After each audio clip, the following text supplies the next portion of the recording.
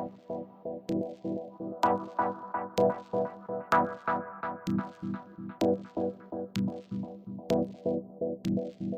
everyone. You're listening to the Blockchain Socialist podcast. This is another episode for the Overthrowing the Network State series.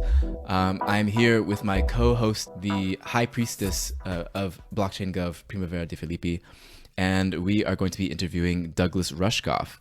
He was named one of the world's 10 most influential intellectuals by MIT. Rushkoff is an author and documentarian who studies human autonomy in digital age. He has 20 books, which include the most recent one published titled Survival of the Richest. So, hi, Douglas. How are you? Hey, good. Good to be with you. Yeah, so maybe if you want, could you share a bit of your background? 'Cause I think it's really interesting and how you kind of got to this point. Yeah, I was originally a theater director, and I got very fed up with the kind of the traditional 3-act narrative structure that everybody was doing, the sort of crisis climax relief, the need of audiences to have everything resolved by the end of the play rather than to have questions left unanswered. So that was going on. At the same time, theater was getting very expensive. I was into like Bertolt Brecht and going meta and, all the weird stuff you could do with political theater. But, I was doing a production or involved with the production of Three Penny Opera, where the cheapest seat was $70. And I was thinking, okay, so who am I reaching? What are we doing? And right around the same time, my weirdest, most psychedelic, wild-eyed, future-thinking friends from college were moving to San Francisco to become part of the digital revolution. And I was living in LA at the time and just started going up to San Francisco and seeing them, they'd work at Intel during the day and then come home to Oakland at night and scrape the peyote off cactuses and trip and make fractals and project them at dead shows. And I started to think that the internet revolution or the digital revolution was going to be this, much more populist, participatory, social, anti-elitist, anti-capitalist way of expressing ourselves. So I became involved in that, wrote one of the first books about cyberculture, rave, hypertext, fantasy, role-playing, the psychedelic revival, the neo-pagan revival. I called it Siberia. And it got canceled in 1992 because the publisher thought the internet would be over by 1993 when the book was supposed to come out. They thought it would be a trend like a CB radio was in the States, or people were buying the radios that truckers use to communicate. They thought it'd be a hobby that would disappear. But then, of course, the net happened. The book came out, and I did a few others. One called Media Virus, which sort of got my name on the map because then viral media happened. So I got to coin this big thing. And then by the early 90s already, 93, 94, I was already writing about Wired magazine and the long boom and the Declaration of Independence of cyberspace and how we were in danger of letting this terrific bottom-up people's movement be kind of hijacked by business and financialization and the need for more surface area on the marketplace. And ended up writing, really 25 years of books and documentaries and talks and things about this dynamic, this sort of struggle to keep these tools about community and autonomy and people and purpose, rather than turning these technologies on people, using algorithms to find exploits in human beings and really making human beings more predictable rather than giving people the tools to be more unpredictable. Can I say that you're kind of like a thespian turned techno-utopian turned kind of delusioned by what ended up happening?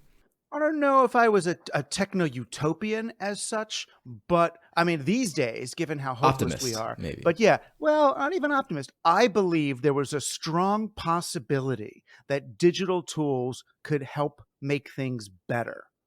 And that level of optimism, yeah. All right, yeah, I did. That there was, and I wrote about this in my very first book, that there's a window of opportunity right now.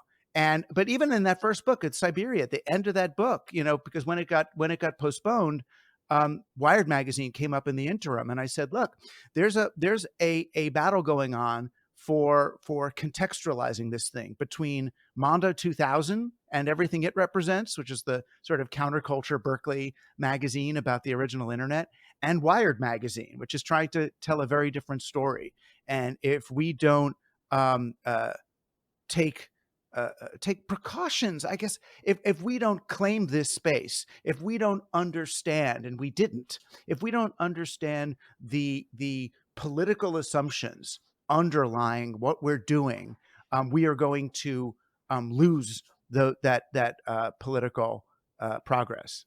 Yeah, that's prescient probably for the time. For the time, right? It was as simple as saying, when you do a rave, when you claim a public space to do a rave, that is a political act. It's not just finding some place that's free so we don't have to do it in a nightclub. There's something else going on that most of us weren't aware of when we were doing it. And that was really why our movement lacked the power it could have had, really, until Occupy. We didn't realize what that was. So in your latest book, you talk about the history of kind of these very wealthy, libertarian, largely men, people who work in tech, and their fantasies of escape. Very, very similar to kind of what's being professed in the network states, but this has kind of like, you're talking, I guess, more about the history of that, kind of like the pre-network states. This stuff was already happening in the first place. Could you maybe like explain what that history is and what that looks like? Yeah, I mean, I traced it back to two main threads. One is capitalism, and the other is kind of techno solutionism or scientism, or the match between those two things.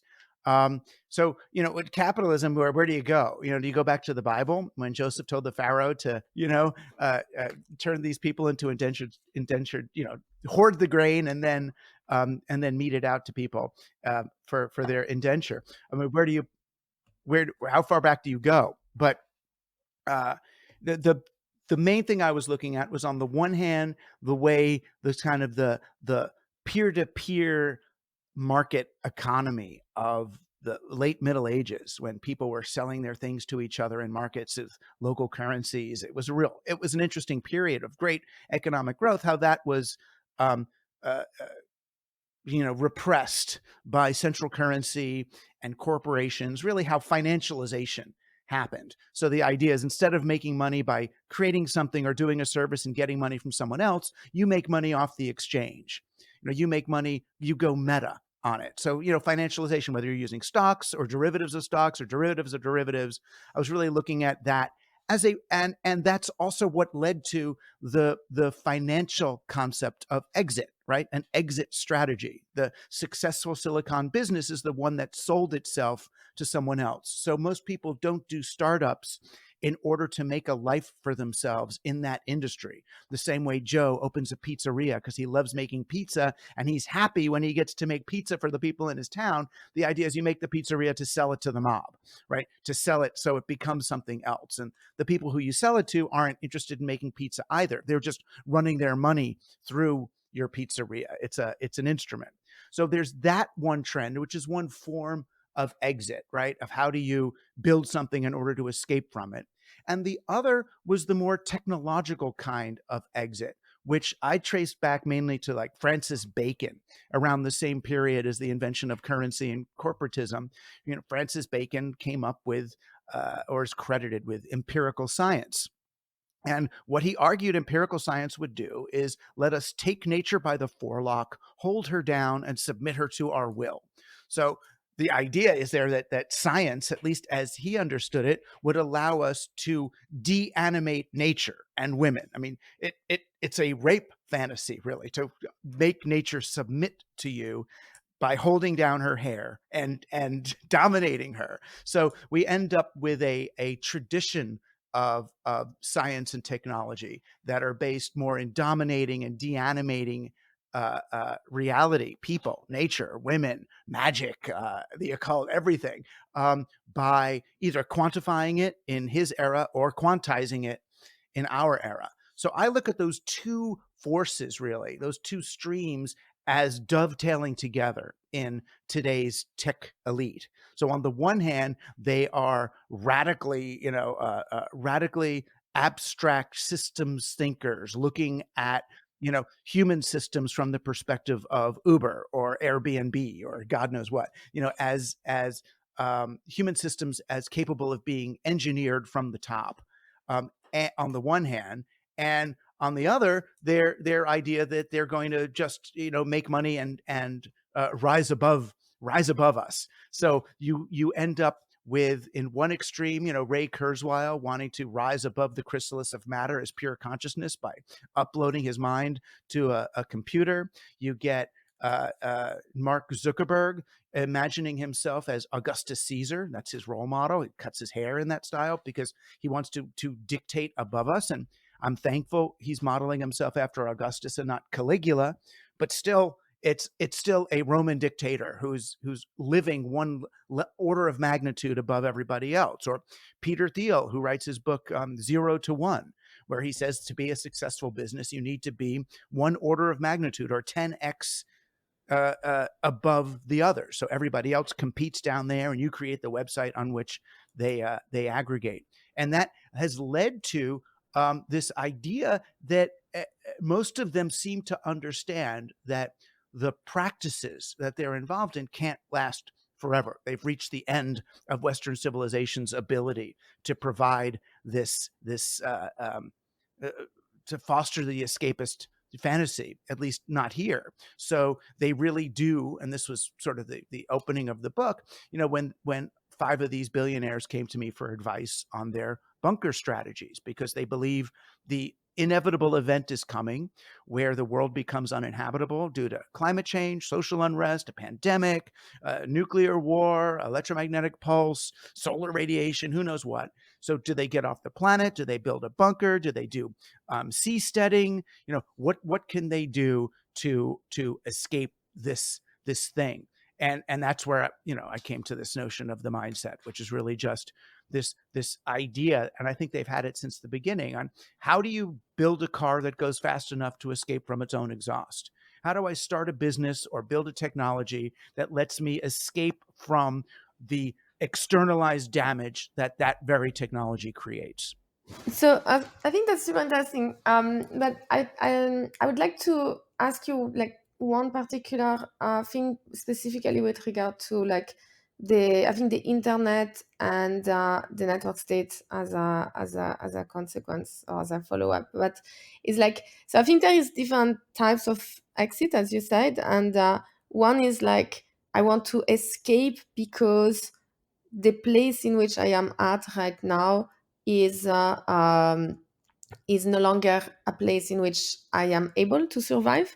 And indeed, perhaps because I have contributed to the destruction of that space.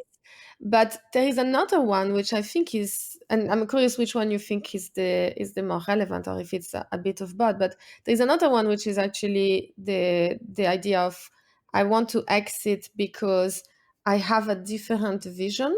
I have a different vision of what society could be, and I want, and that there is no space, right? There is no space today for experimenting with many of those things, and so there is a need of exiting or finding a new space of experimentation, which is not necessarily or not only perhaps driven by the fact that the current system is not viable because it has been destroyed, but it's more about where do we go if we want to try something new, right? Yeah. I agree. It's interesting. I mean, I think the simplest way for the listeners to identify with what you're saying is the substackification of journalism. I have friends, and I'm still able to do it, but I have friends who've worked at magazines, and they get a note from their editor saying, oh, this one paragraph we really have to cut. It's a bit too speculative, or it's too weird, or it's going to upset our readers, or it doesn't really belong here.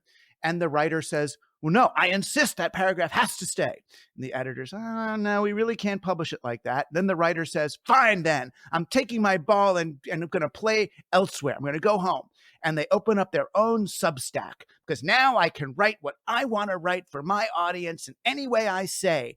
And that's what is that, right? It's they have a vision that they feel is not being properly understood by the powers that be, by the filters, by the censors who are going to stop them from saying it. So they go off rather than doing what I think is more important, the hard work of figuring out, how do I convince my editors to let me publish that? Because until I do, then the idea, if my editors are good, then the idea, I'm not expressing it. I don't have the best arguments yet. I need more research. How do I get it through? You know, it's like the New York Times writer, when the editor says, no, we can't publish your Watergate story yet until you get another source. Look how much better it is when they take the time and find Deep Throat and do the work to get it on the cover of the Washington Post. So there's that. It's the same thing that you hear from a Peter Thiel or someone who wants to build a seasteading community or whatever, or seasteading nation out in the ocean, where they'll say, well, you know, we won't have to listen to those horrible government laws against cloning or nanotechnology or, you know, bioengineering. And likewise, Jeffrey Epstein won't have to listen to those stupid laws about not being able to have a harem of 12-year-old girls, you know, to you know, gestate his spawn. It's that. So the vision, on the one hand, maybe somebody does have a great, you know, James Bond, Dr. Evil vision for, well, let's just, you know, eliminate half of humanity at the push of a button in order to solve the population problem. But, you know, that's probably not a good one, actually. Maybe there's some good ones, but there are reasons why we have some regulations and laws, and why we try to make agreements as a society as to what's permissible and what's not. And yes, and people who see themselves as the super geniuses and see us as we're just too stupid to understand the brilliance of their vision, want to create some other place, even if it's a Mars colony, where they can do the thing that they know is right. Yeah, I mean, it's some way it's like it's the idea of like exit, voice, and loyalty, right? Like exit is a form of governance as well. It's like I don't like the system, I'm moving to a different system because I can exit. If I cannot exit, or if like the exit cost is too high, I'm just gonna choose voice, because I will try to change the system as much as I can in order to fit my needs.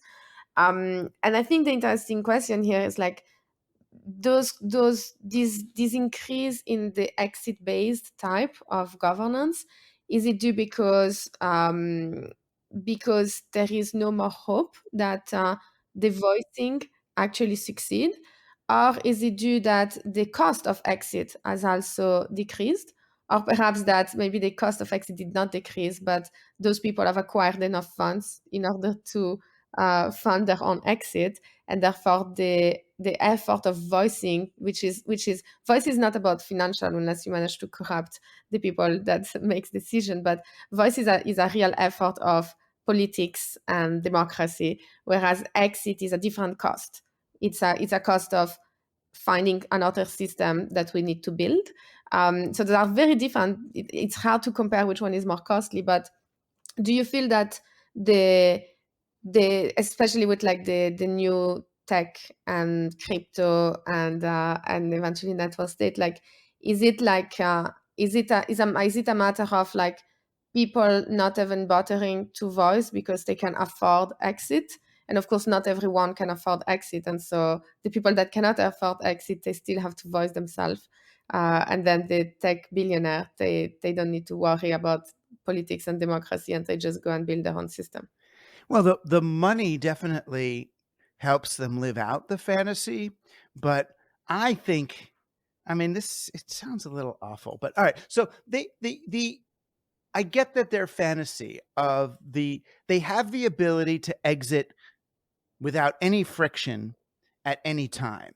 So they have the experience, or they long for the experience of total choice and total freedom. So when you talk to them about, you know, their seasteading communities, the idea is you live on this big kind of hexagonal pontoon with, you know, solar powered propellers.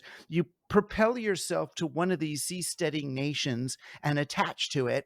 And then if there's some law or some decision or something you don't like that they do, you just detach and float to a different one that has the laws you like, right? So this one, oh no, they're putting limits on my nanotechnology experiments. Well, fuck you. I'm detaching and I'm moving, and it's zero cost, right? There's no friction. There's no cost to leaving. And as far as I'm concerned, if there is no cost to leaving the community that you're in, then it's not a community. But that's the whole point, is that you're knit to it. So I look at it as a psychological problem, that there's this tremendous fear of commitment. And sorry, but a fear of women, a fear of attachment, a fear of being swallowed up or something. And when I first heard this it was from Timothy Leary, of all people, the 1960s LSD counterculture hero, when he was reading Stuart Brand's book on Nicholas Negroponte's Media Lab in the late 80s. We were sitting in his house in Los Angeles, and he's circling, like every page, he's circling lots of different things in felt tip. I actually have the copy of the book. Well, we're not doing video, but I have the copy of the book right here. And there's all these things. He's like, oh, poor Stuart, you're so confused. Oh, hatred of women. And all these comments in there. And I remember when he finished the book, he just threw it across the room and he went, blah! And I went, what, Tim, what? And he goes, first, less than 2% of the names in this index are women. That's how you know they have a problem. Then he said, and second, these guys, these technologists, they're just trying to recreate the womb. They're building all these technologies because their mothers were unable to anticipate their every need when they were growing up. They felt abandoned, and now they want to build a technological womb with algorithms and things that can anticipate what they want before they know they want it and bring it to them. So they have this perfect, detached, completely safe, digital, dry digital womb. And I think that's the core fantasy, is that everything's taken care of exactly as they want, with zero commitment to anybody or anything else. That's that illusion of freedom. It's the Francis Bacon freedom, right? They've taken nature, taken her by the hair, held her down, submitted her to their will, to the point where she is deanimated, and everything else is by choice and predictable. Even Kevin Kelly in his book, the inevitability, I think he calls it, of how technology is going to grow no matter what. He always says that the point of technology is to give us more choice, more freedom, more choice. And I think that choice is in certain situations, of course, it's important, but choice for the most part is a false idol. It's a false. I don't want choice. I want love. I want connection. I want people. So maybe going from here to the network state, I guess for you, after writing this book, having all this experience with these types of people, how do you think Balaji's The Network State kind of fits into all of this? Is it just a continuation, or is there something added to it? I mean, I don't know it so well. And it was funny, when I first saw Network State, I thought of, what was it called? I keep forgetting what it was called, like the NK State. Remember that? It was this 1980s European kind of Dada-esque experiment it was going to be it was like a mock non-local networked state. NK State, they called it. And you get a little passport, and it was a whole thing you belong to. It's like to become a citizen of that rather than wherever you are. But it was an art project. It was political art. It was a thing. I mean, I don't know that. I mean, I mainly skimmed it because I get nauseous sometimes when I read stuff that's upsetting to me on a philosophical level. But where Network State is interesting to me is, on the one hand, it's a little bit like the anarcho-syndicalism that I got interested in. I was doing a talk when I was kind of just a beginning economics PhD, or whatever it is that I am, digital economics PhD. Before I got that, I was speaking in Germany for a group of like these academics that call themselves like Dr. Professor. They had like or Professor. They had like multiple titles in front of their names. And I gave this talk, and then someone got up and said, "You sound like an anarcho-syndicalist. Is that true?" And I said, "I don't know. Can you hum a few bars?" Because I didn't know what anarcho-syndicalism was. But then in the hotel, I looked at it in Wikipedia that night, and I was like, this sounds pretty good. Like little local, like kibbutzes, sort of like local little cooperative owned enterprises that are networked together in order to trade, sort of like a Mondragon sort of society mixed with like lefty kibbutzes and free love. And, it just all sounded good. So the network state on the one hand seems like, we buy land in different places. So we have a local reality that is then networked together digitally. And then we kind of, for mutual power, we declare ourselves a nation of linked municipalities. So it's like, okay, I get that. As a thought experiment, it's kind of like, that's sort of fun, as long as the emphasis is on the local reality where human beings have the home field advantage rather than this bizarre digitally networked reality where we don't. It didn't seem so bad. But what makes it really appropriate to the moment is it also sounds a lot like Game B. I don't know if you've heard of that one. It's Jim Rutt and some of the sort of, the Daniel Schmachtenberg, Jordan Hall crowd are into this, idea that we're now living in Game A, which is a finite game, and they want to move to Game B, which is the infinite game of all of these little 120 to 150 person groups that are all networked, and then they get this. It gets very techno-solutionist in its expression, which is my problem with network state too. It's this idea that we can, I don't know, it feels like that we're supposed to be able to account for everything up front and lay it into the blockchain ahead of time. So then it just sort of runs on automatic and we don't have to deal with things. The same way that blockchain substitutes for trust, the network state substitutes for the difficult business of getting along with each other, and if you read the kind of philosophers that I like, if you read like Walter Benjamin through like Levinas, you come to the conclusion, or even Buber, you come to the conclusion that, life is hard. It's prickly. It's difficult. It's uneasy. You're that frictionless freedom of the perfectly programmed nation or network of nations is a red herring. Instead, you want to get to the more difficult, uncomfortable place of engaging in a living way with other people.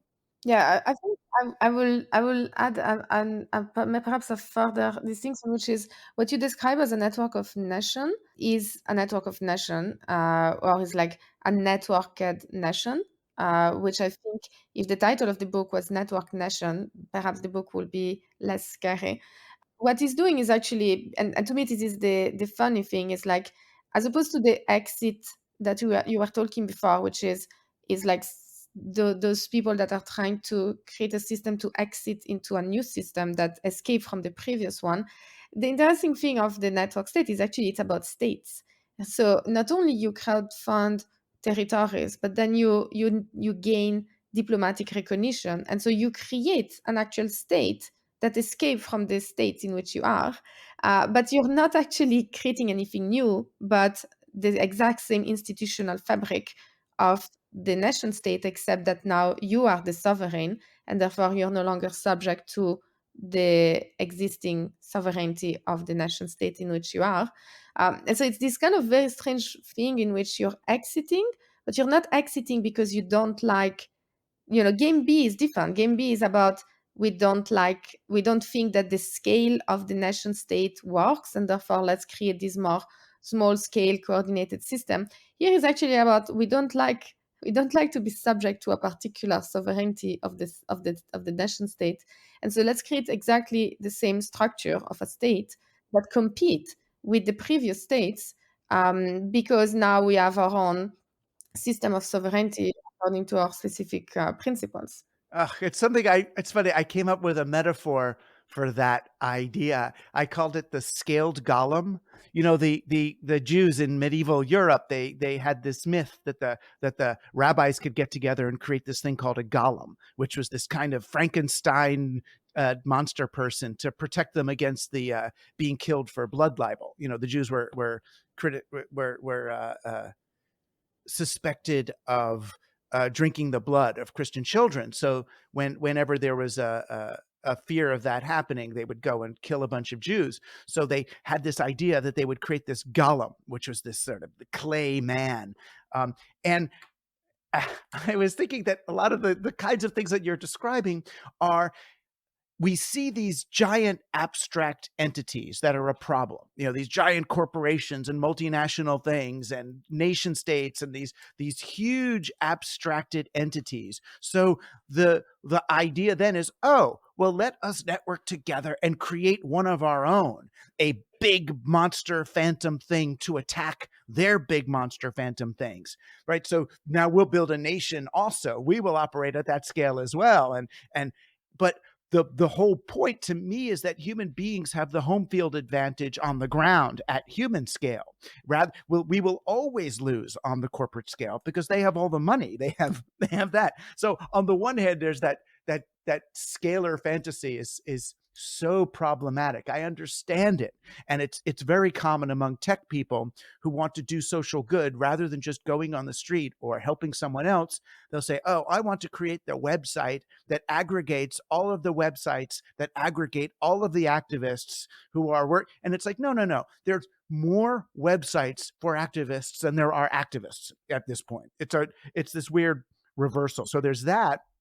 And the other thing is, with two more things. One is this idea that we could just reboot. You know, that's sort of this common fantasy that you just move from this to that. So they imagine that they want to move to, but they don't really have any theory of change other than pushing the button and getting to the next thing.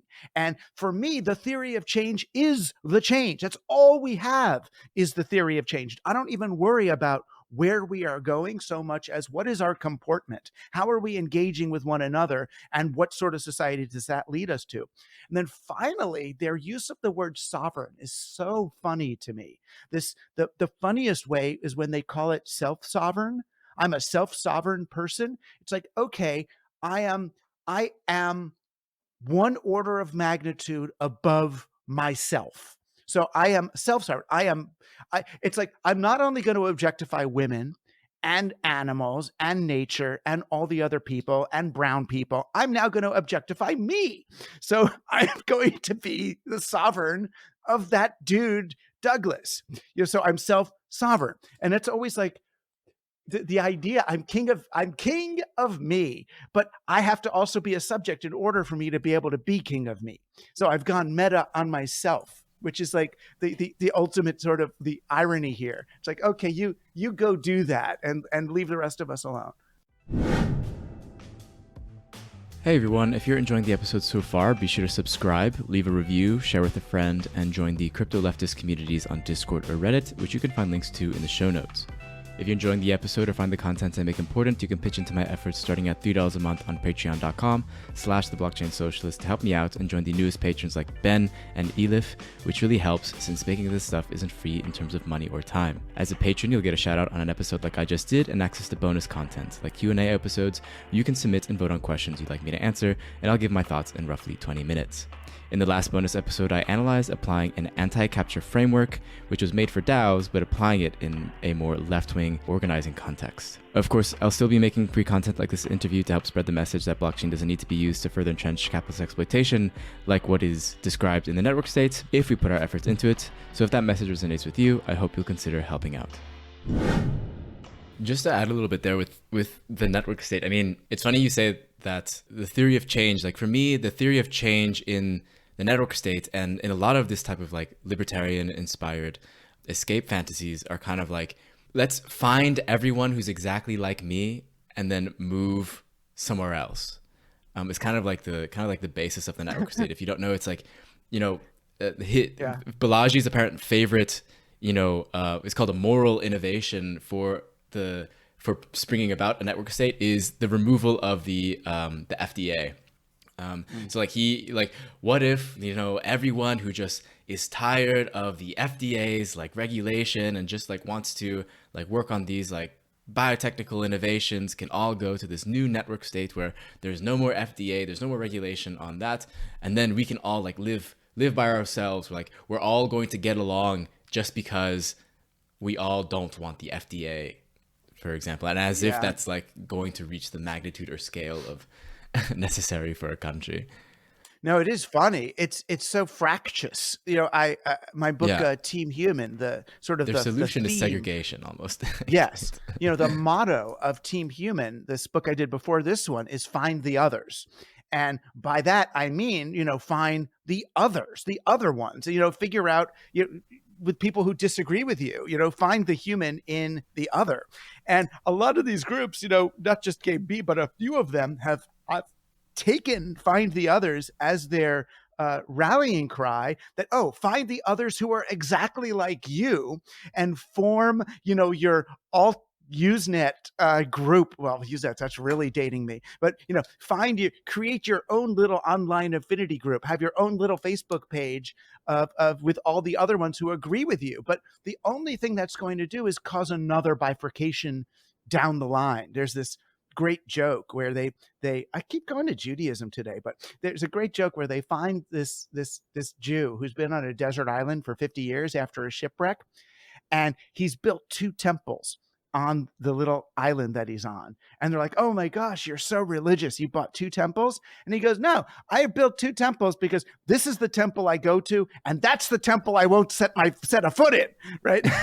So he needed the enemy temple in order to have his. I feel like that's where this will go. Yeah, I think there's 2 things. I think one thing is the problem of highly aligned individuals that are all of a sudden creating a nation state, which obviously eliminates even the possibility for politics and compromise. And the other thing is especially with regard to the FDA thing, is there is a complete forgival or desire not to account for of the interdependencies that exist, right? In the sense that it doesn't matter, if you manage to escape the sovereignty of an external sovereign so that you can now be self-sovereign, there's really little thing you can do as a self-sovereign individual, which is not also having an impact on other people.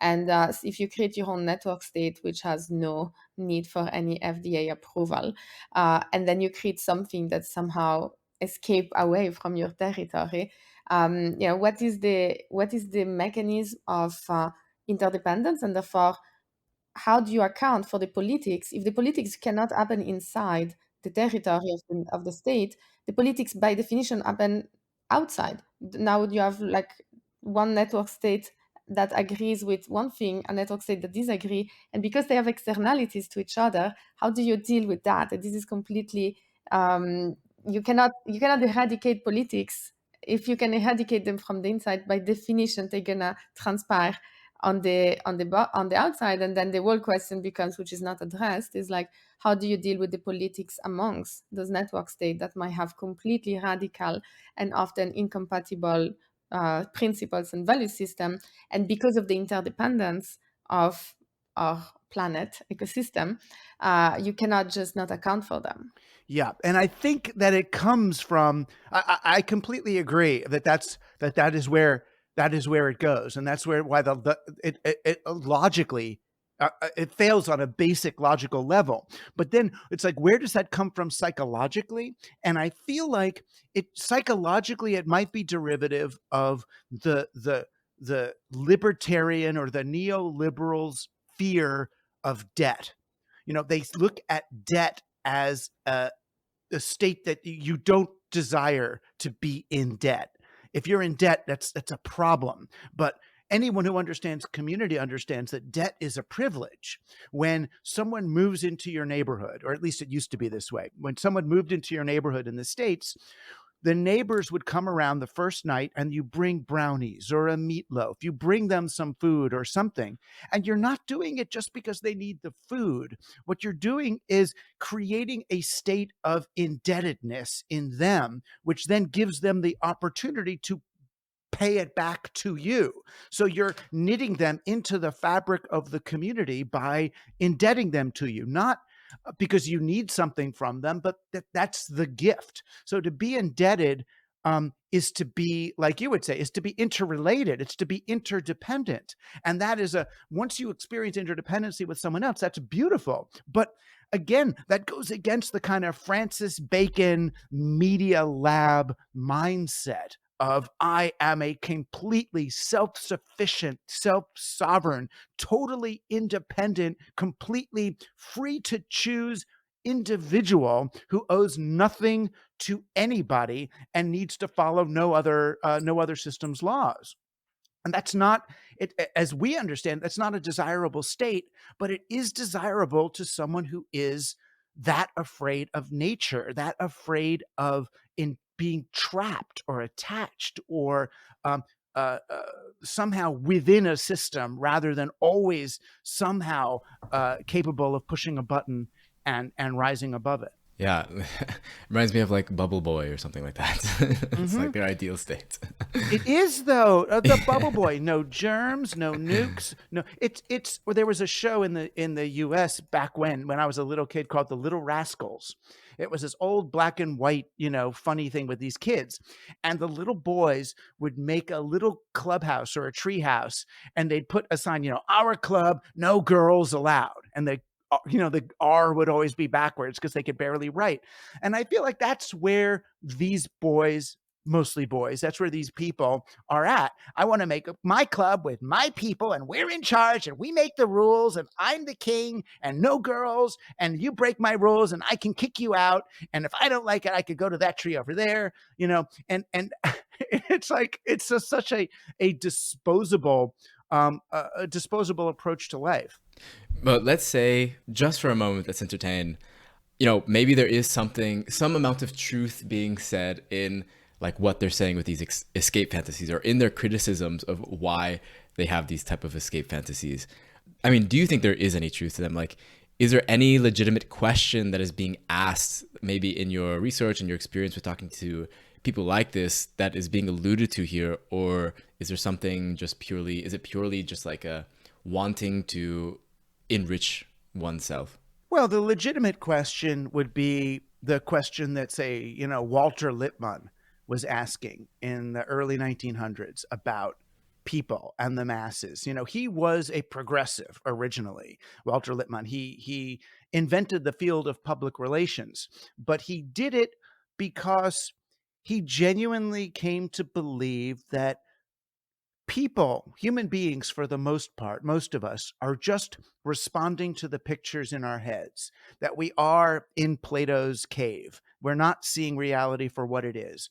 And whoever puts the pictures in our heads is responsible for what we think and how we vote and how we act.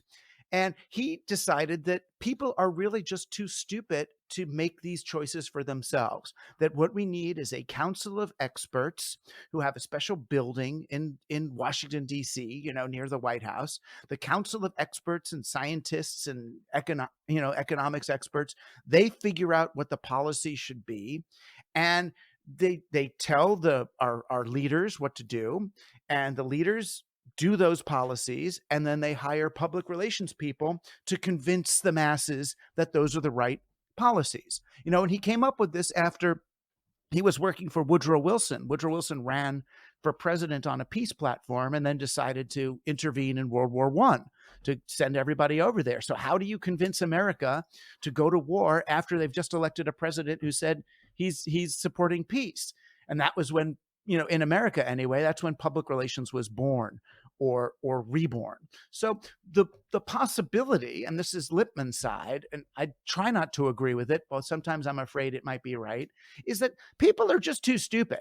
We just are too stupid, too emotional. There's a lot of different levels. Maybe people are too poor to get properly educated, or people are too angry to consider progressive policies. They believe superstition. There's still millions of Americans who think, almost half of America thinks that there's a ring of pederasts who run the world government and pull special fluids from children's blood. Sort of a version of the myth we were talking about before about blood libel. If a significant portion of Americans believe that, enough to sway elections, then what is our choice? So I understand the tech elitists' idea that people are kind of dumb, and those of us who are capable can be part of an elite who makes choices for them, but we can't leave them to their own devices. There's there's that fear. And you talk to a lot of world leaders and they will say, of course, this is true. People don't want to worry about it. People just want to do their work and tell them what to think and they'll be happier, rather than, you just need someone more benevolently doing it than Donald Trump or Bolsonaro or somebody. So, but if we try to extract a little bit away from the specific description of the network state as presented by Balaji, which I think is difficult to find a rational argument to agree with.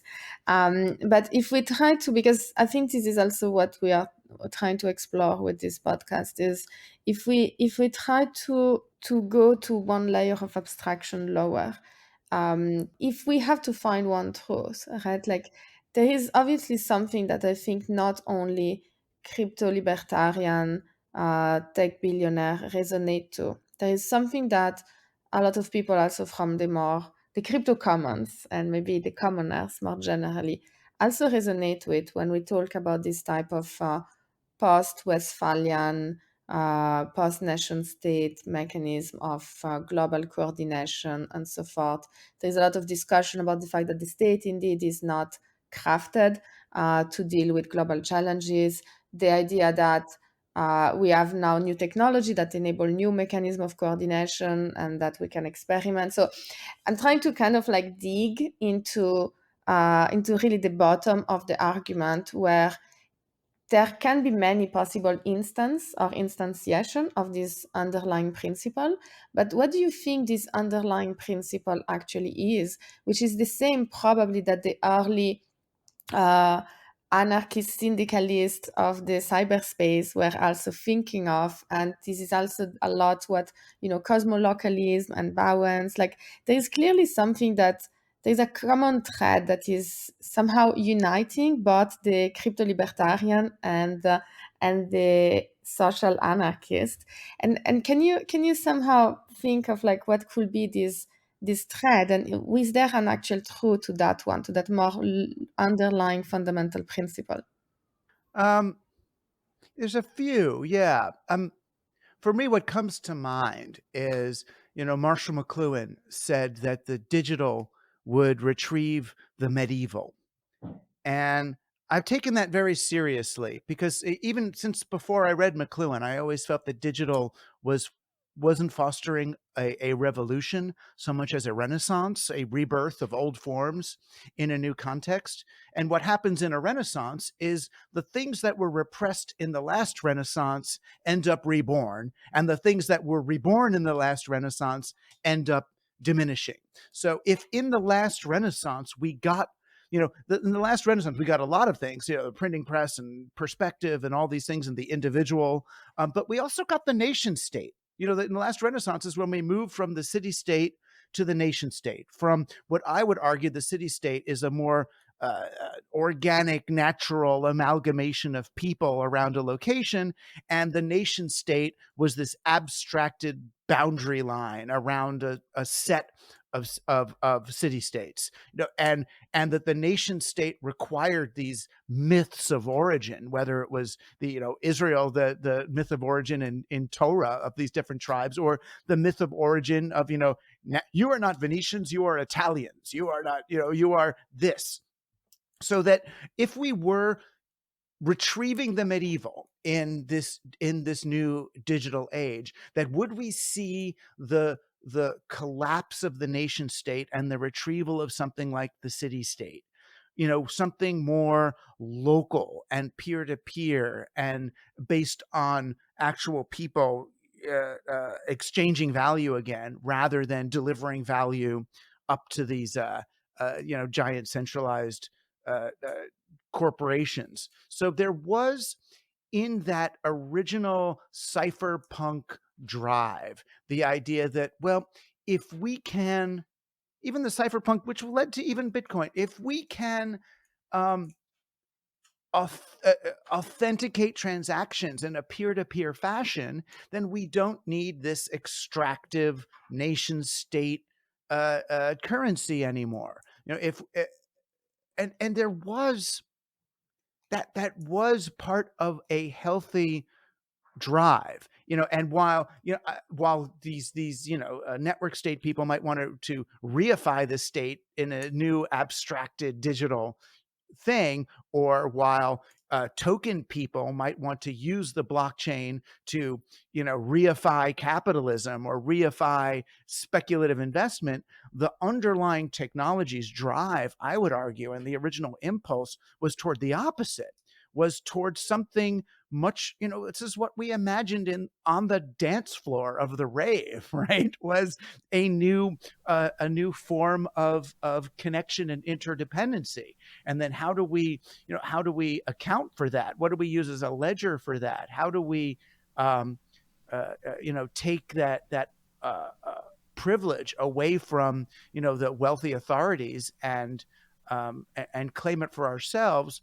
I see all that as a kind of retrieval of an artisan, local, peer-to-peer, hands-on, locally arbitrated politic that's certainly implied by the kinds of digital technology that we were thinking of in the 90s.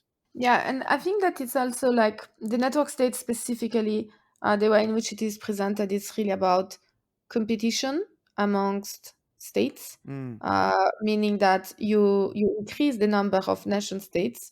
Some of them are nation states, some of them are network states, but they are competing with each other for territories.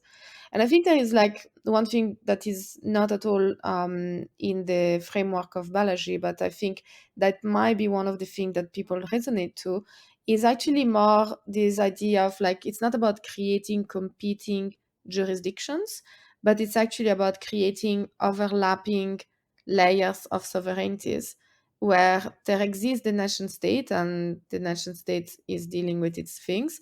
But all of a sudden, because now we have this possibility of like interconnectedness and global communication, creating new layers of sovereignty that enable people to coordinate and nonetheless are sovereign. They are not self-sovereign in the sense that they are also subject to other types of sovereignties, but they are creating new layers and they are managing and governing resources or exchanging ideas or like making things in commons. This is like more of the commons-based approach to that. And it doesn't need to compete with the nation state. In fact, ideally, it will be interdependent and it will be supporting each other. Yes, and the commons is another, again, medieval, another medieval institution that it was forgotten and despised. This whole, I mean, you talk about the commons with any economist today, and they'll say, "Oh, well, the tragedy of the commons," and it's like that's not even real. Didn't happen. It was a lie. Yeah, the commons works. The tragedy of the commons they're talking about is more like the public restroom at a gas station that no one cleans it, right? Because it's disgusting and no one's taking responsibility. That's not a governed commons. That's a bathroom, right? For God's sake. Yeah, and the other thing I was thinking about when you were speaking was John Barlow and the Declaration of Independence of Cyberspace, and how we fell for that at the time. I mean, I was a little suspicious of it because it was written at Davos and appeared first in Wired magazine. So it was like my hackles were up. But John Barlow was the lyricist of the Grateful Dead. He had the best psychedelic counterculture, credentials you could have. And he writes this thing that begins saying like, governments of the world, nation states, beware, we don't need you anymore. And for those of us at the time who had been subjected to the FBI's Operation Sun Devil, where the national government came and arrested hackers, and one guy's sister was on the ground at gunpoint, and they were doing terrible things. They were so afraid of the internet and what it meant, they didn't understand it, that we really did cast government as the enemy. And what we didn't realize was that by getting rid of government, we created free reign for business. That government and business, everyone knows now, they balance each other a bit like bacteria and fungus in the body. So you get rid of all the bacteria, then the fungus just grows. And we got rid of government on the net, we repressed it, and then business took over. So of course, even our this model of government that they're talking about involves competition. It's like a free market competition of government styles, competing at different levels of this sort of networked fractal in which governance takes place. It's I admire the idealism of it, right? But it's trapped in underlying assumptions that are not being recognized, which is this false understanding of nature as an entirely competitive process, and just not understanding again. And it's because they're children, they're children living out this. I understand this little rascal's boy fantasy of it really all just working, and I get a robot girl and I don't have to worry about real things anymore. And it's like, no, it just doesn't work like that. It's messy, and you've got to learn to embrace the mess rather than try to escape from it. I think we are quite aligned on these various criticisms, and the replacing governmental system with a startup backed nation state might not necessarily lead to the best outcome. But then, is there a third way, right? Like if nation states as they stand have proven not really to be the greatest at dealing with the current challenges, especially global climate challenges and so forth.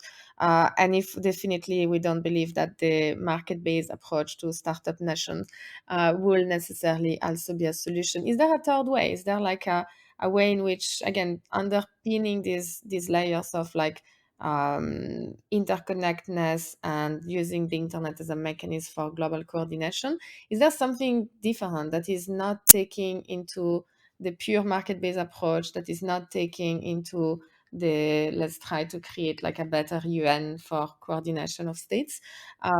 Is there a third way? Can you or have you encountered discourses around those?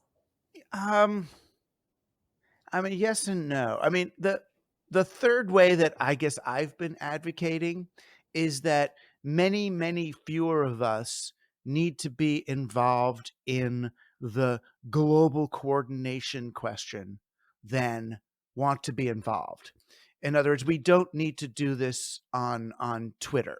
The moment I realized this was when someone called me for an interview, and they wanted to know my opinion of Joe Biden's withdrawal strategy from Afghanistan. And I'm like, why are you asking me, I know nothing about Afghanistan or war or withdrawal. It's like, I'm sure there's 100,000 people on Twitter who can argue about just that, rather than the 10 million who are trying to argue about it now, and we'll be just fine. So what I've been trying to do is to help people realize, behave more locally, is to say, all right, stop making the website about the thing and just do the thing. Just borrow something, lend something to your neighbor, teach other kids how to read, look at where's the water coming from, where's the food coming from, that 99% of us can function on an entirely local level, and let another 1% work out these larger coordinated issues, and I'm more than happy to abdicate my responsibility to for those big things to people who understand larger systems. But the how that happens, I honestly don't know. All I know that I can do is relieve some of the stress on these larger systems by making people more locally, more local and more dependent on each other. Every fewer things that we buy from Amazon and Walmart and those places, the less power they have. The less dependent we are on large global systems for our food, for our stuff, the less brittle and dominating they will be. So I almost feel like the best I can do is help lighten the load on those systems so that the people who are smart enough to sort of coordinate them are just dealing with a few things, rather than everything. And right now, if you eat shrimp in New York City, those shrimp were harvested in the Gulf of Mexico. They were shipped to Thailand and China to be deshelled, and then shipped back to the South, and then shipped up to New York. That can't be the way to do food. And just that, if all of those systems were, I mean, for my money, eliminated and replaced with more local ones, it would take so much of the responsibility off these tremendous international networks. And of course, it would be better for climate. And then we could give our whatever this internationally coordinated government thing is more time and slack to work out these problems. Cool. So just because you said it so many times, I want to disclose to you a potential candidate for an alternative name to the network state that will represent this more common-based type of governance as opposed to exit-based. The idea is to call it coordination. Oh, It's nice, no? I like that. The coordination. Coordination. Coordination. I know. It's the funny thing is that it's not rocket science. It's only become so difficult because so much activity happens at scale, which again is the .com startup guy's dream. Everything has to happen at scale. And as far as I'm concerned, almost nothing needs to happen at scale. That for me, scale is the problem. It goes back to the scaled golem, that we're going to build this giant nation state thing to fight our battles for us. And it's like, no, building the thing is the problem. Operating at that level is for me is the problem. And it's okay. It's just hard. It's going to be hard. We might have to give up the idea of I'm going to be able to behold all of civilization at once in my own little brain. I'm just going to live where I live and have my friends and make love and do stuff. But it's like when you start operating at human scale, life is so much more fun. It's so much more rewarding. And I just feel like the more of us can do that, and stop looking for the blockchain that will solve the universal problem, the Neom. I mean, Neom is a great metaphor to end on. Neom, this fake city they want to build in Saudi Arabia. Yeah. It's like 100 miles long and a mile wide, whatever it is. This beautiful, the line, this great city, solar powered, perfect thing, billions of dollars, the smartest arts people, currency people, religion people, social people, irrigation people, they've all thought it up. There's going to be a beautiful stack, like, a software stack that's going to run this whole thing. The only problem is it turns out there's like 20,000 Bedouins who've been living there sustainably for the last 7,000 years. So in order to build our sustainable next nation Neom, we've got to clear out the people who've actually been doing the thing for the last 6,000 years rather than just joining them. So that's where, that's where these most of these giant systemic hand wavy global solutions really run into their problems. So it's been about an hour. I want to thank you, Douglas, so much for coming on and spending the time to speak with us about this. Maybe to end it off, would you like to share where people can keep up with your work and where they can find your recent book? Oh, well, they could get my recent book, which is a funny book, actually, Survival of the Richest, Escape Fantasies of the Tech Billionaires. It's a wonderful takedown of a bunch of people that deserve to be taken down with their, bizarre fantasies of escape. And you can come. I've got a podcast of my own called Team Human that you can see at teamhuman.fm, or just come find me. I'm in New York, and we'll hang out.